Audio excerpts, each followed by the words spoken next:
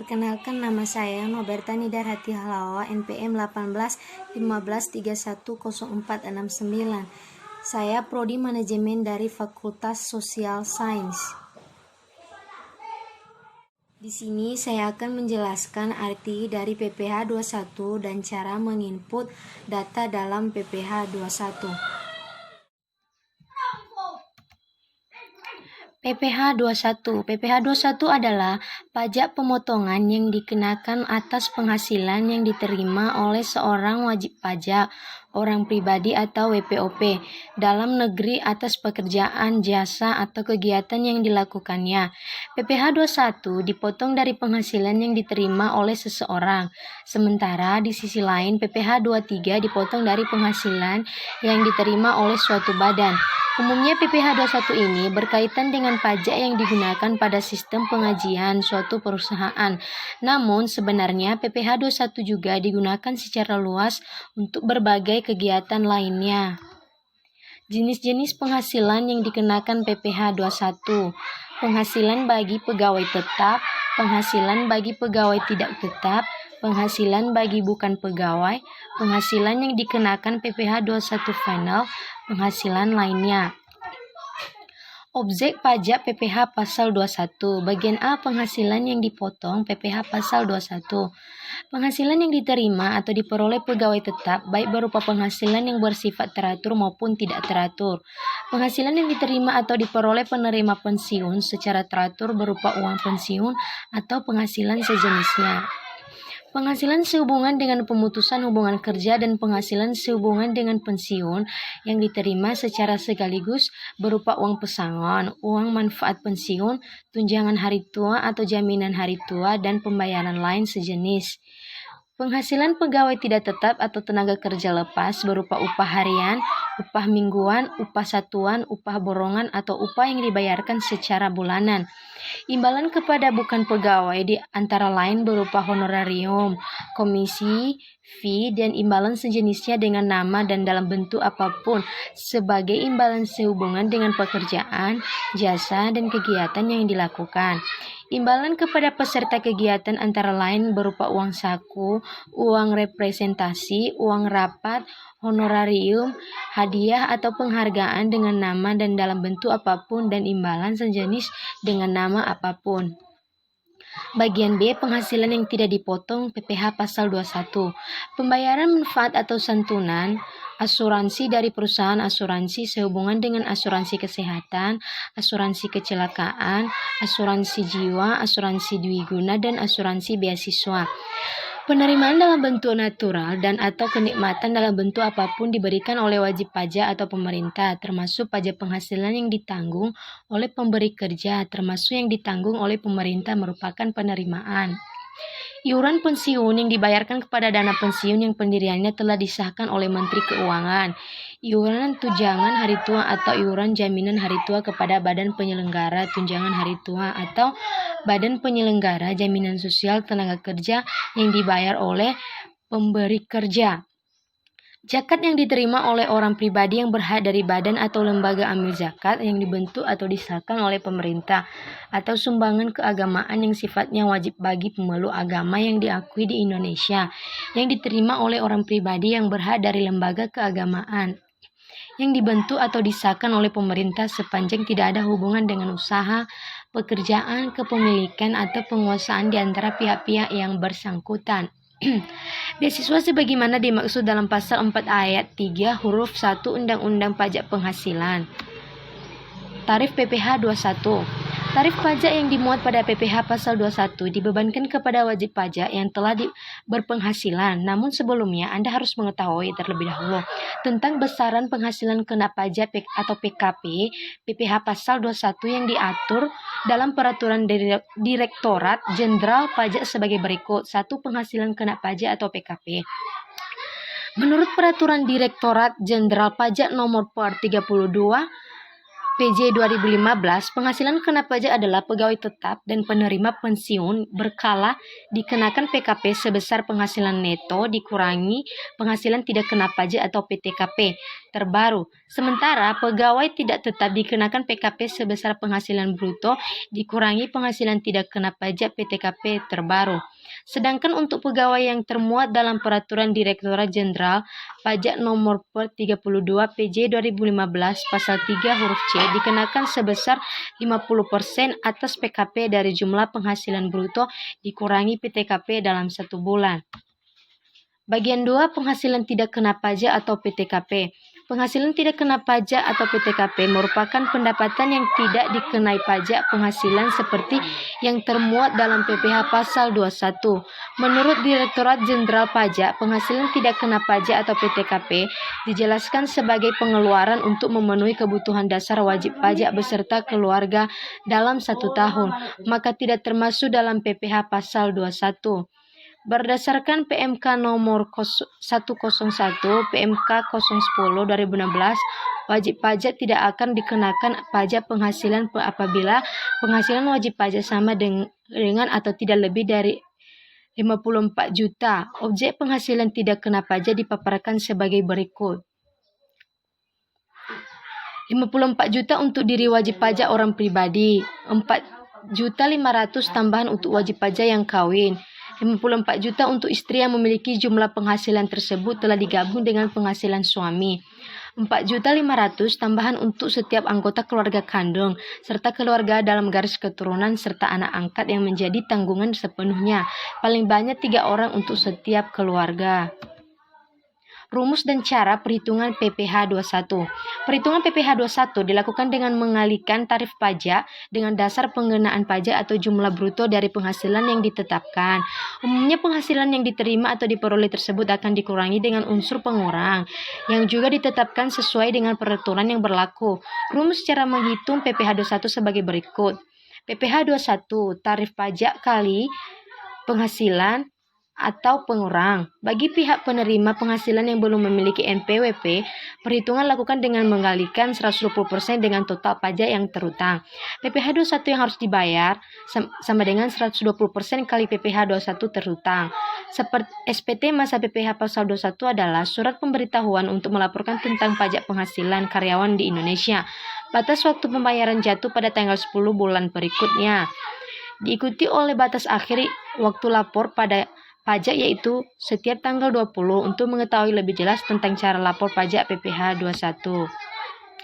Formulir 1721 sampai dengan A1 harus dibuat oleh pemberi kerja dan diberikan kepada penerima penghasilan pada setiap akhir periode penerimaan penghasilan atau paling lambat bulan berikutnya. Misalnya, 1.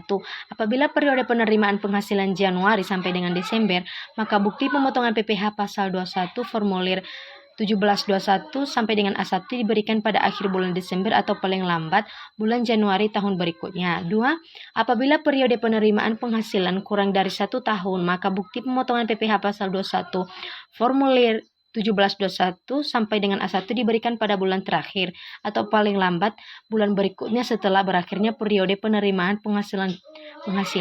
Contoh periode penerimaan penghasilan Januari sampai dengan Mei, maka bukti pemotongan PPh Pasal 21 formulir 1721 sampai dengan A1 diberikan pada akhir bulan Mei atau bulan Juni.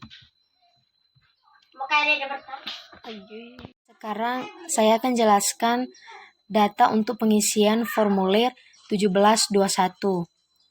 Di sini pertama kita cantumkan nomor, baru masa perolehan penghasilan, baru NPWP pemotong. Setelah itu nama pemotong PT Sinar Jaya Abadi. Keduanya identitas penerima penghasilan. Di sini kita akan buat NPWP-nya dulu. Setelah itu NIK atau nomor paspor dari penerima penghasilan. Baru nama serta alamat dari penerima tersebut.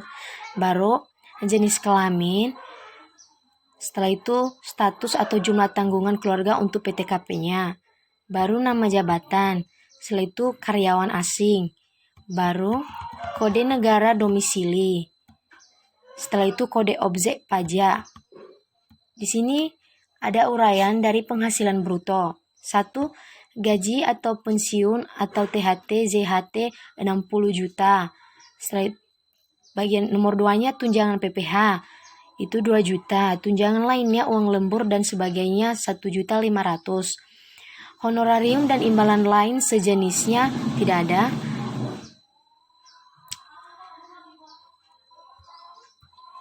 Premi asuransi yang dibayarkan pemberi kerja 4 juta. Penerimaan dalam bentuk natura dan kenikmatan lainnya yang dikenakan pemotongan PPh pasal 21 tidak ada. Tantiem, bonus, gratifikasi, jasa produksi dan THR 5 juta. Jumlah penghasilan bruto 1 sampai dengan 7 itu 72.500.000. Sekarang pengurangannya. Biaya jabatan atau biaya pensiun 3.625.000. Iuran pensiun atau iuran THT atau JHT tidak ada. Jumlah pengurangan 9 sampai dengan 10 3.625.000. Sekarang penghitungan PPh pasal 21. Jumlah penghasilan neto 8 sampai 11 68.875.000. Penghasilan neto masa pajak sebelumnya tidak ada. Jumlah penghasilan neto untuk perhitungan PPh pasal 21 atau setahun atau disetahukan 68.875.000. Penghasilan tidak kena pajak atau PTKP 54 juta. Penghasilan kena pajak setahun atau disetahukan 14 sampai 15 14.875.000. PPh pasal 21 atas penghasilan kena pajak setahun disetahukan 743.000. PPh pasal 21 yang telah dipotong masa pajak sebelumnya tidak ada. PPh pasal 21 terutang 743.000. PPh pasal 21 dan PPh pasal 26 yang telah dipotong dan dilunasi 743.000. Sekarang kita masuk pada identitas pemotong. Kita cantumkan NPWP-nya, baru nama, setelah itu tanggal. Identitas pemotong diisi dengan identitas pimpinan perusahaan, misalnya direktur dari perusahaan itu. Sekarang pengisian formulir dan cara menginput data PPh 21.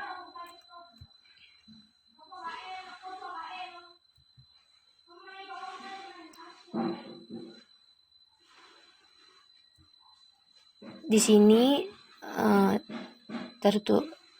dicantumkan bukti pemotongan pajak penghasilan pasal 21 bagi pegawai tetap atau penerima pensiun atau tunjangan hari tua atau jaminan hari tua berkalar. Ini formulir 1721 yang akan kita input. Pertama, kita cantumkan nomor. Setelah itu NPWP, baru pemotong, baru nama, baru pemotong PT Sinar Jaya Abadi. Setelah itu kita cantumkan identitas penerima penghasilan yang dipotong. NPWP, ini nomor atau nomor paspor dari penerima, baru alamat.